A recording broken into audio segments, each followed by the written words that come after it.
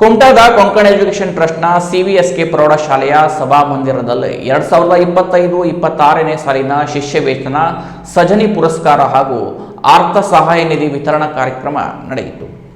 ಈ ಕಾರ್ಯಕ್ರಮವನ್ನು ಹೊನ್ನಾವರದ ನಿವೃತ್ತ ಬ್ಯಾಂಕ್ ವ್ಯವಸ್ಥಾಪಕರು, ಯಕ್ಷಗಾನ ಅರ್ಥಧಾರಿಗಳು, ಅಂಕಣಕಾರರು ಮತ್ತು ಕಲಾವಿದರಾದ ನಾರಾಯಣ ಯಾಜಿ ಸಾಲೆಬೈಲು ಉದ್ಘಾಟಿಸಿ ಮಾತನಾಡಿದರು.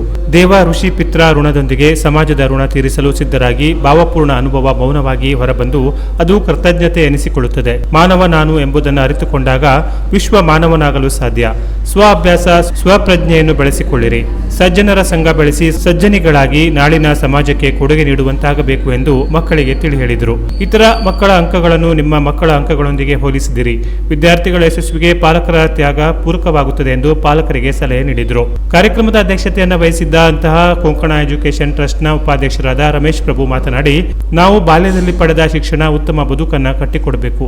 ಈ ರೀತಿಯ ಕಾರ್ಯಕ್ರಮಗಳು ವಿದ್ಯಾರ್ಥಿಗಳಲ್ಲಿ ಆತ್ಮಸ್ಥೈರ್ಯ ಹಾಗೂ ಕಲಿಕಾ ಮನೋಭಾವ ಉದ್ದೀಪವಾಗಲು ಸಹಕಾರಿಯಾಗುವುದಲ್ಲದೆ ಇದರಿಂದ ಶೈಕ್ಷಣಿಕ ಪ್ರಗತಿಯು ಸಾಧ್ಯ ಎಂದರು. ಟ್ರಸ್ಟ್ನ ಕಾರ್ಯದರ್ಶಿಗಳಾದ ಮುರಳೀಧರ ಪ್ರಭು ಮಾತನಾಡಿ, ಶಿಷ್ಯ ವೇತನ ಸಜ್ಜನಿ ಪುರಸ್ಕಾರ ಹಾಗೂ ಆರ್ಥ ಸಹಾಯ ನಿಧಿ ಕುರಿತು ದಿಕ್ಸೂಚಿ ಭಾಷಣ ಮಾಡಿದರು.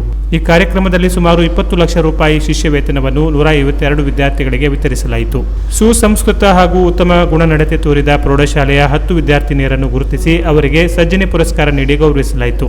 ಟ್ರಸ್ಟ್ ಶೈಕ್ಷಣಿಕ ಸಲಹೆಗಾರರಾದ ಆರ್.ಎಚ್. ದೇಶ್ ಭಂಡಾರಿ ಅವರು ತಮ್ಮ ತಂದೆ ತಾಯಿಯರ ಸ್ಮರಣಾರ್ಥ ಹಾಗೂ ಕೊಂಕಣ ಎಜುಕೇಷನ್ ಟ್ರಸ್ಟ್ನ ಆಡಳಿತ ಮಂಡಳಿಯ ಸಹಕಾರದೊಂದಿಗೆ ನೀಡಲಾಗುವ ಆರ್ಥ ಸಹಾಯ ನಿಧಿಯನ್ನ ವೈದ್ಯಕೀಯ ಚಿಕಿತ್ಸೆಗಾಗಿ ಸಂಸ್ಥೆಯ ಅರ್ಹ 3 ಸಿಬ್ಬಂದಿಗಳಿಗೆ ಈ ಸಂದರ್ಭದಲ್ಲಿ ನೀಡಲಾಯಿತು.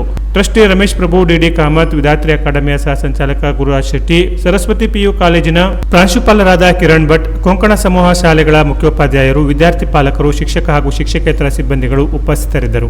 ಸಂಸ್ಥೆಯ ವಿಶ್ವಸ್ತರಾದ ಡಿಡಿ ಕಾಮತ್ ಸ್ವಾಗತಿಸಿದರು. ಶಿಕ್ಷಕಿ ವಿನಯ ನಾಯಕ್ ಹಾಗೂ ಆದರ್ಶ ರೇವಣ್ಕರ್ ನಿರೂಪಿಸಿದರು. ವಿದ್ಯಾರ್ಥಿಗಳಾದ ಸಹನಾ ಸಂಗಡಿಗರು ಪ್ರಾರ್ಥಿಸಿದರು. ಕಿರಿಯ ಆಂಗ್ಲ ಮಾಧ್ಯಮ ಶಾಲೆಯ ಮುಖ್ಯ ಶಿಕ್ಷಕರಾದ ಗಣೇಶ್ ಜೋಶಿ ವಂದಿಸಿದರು. ವಂದೇ ಮಾತರಂ ಗೀತೆಯೊಂದಿಗೆ ಕಾರ್ಯಕ್ರಮವು ಯಶಸ್ವಿಯಾಗಿ ಸಂಪನ್ನಗೊಂಡಿತು. Canara plus news, Kumta.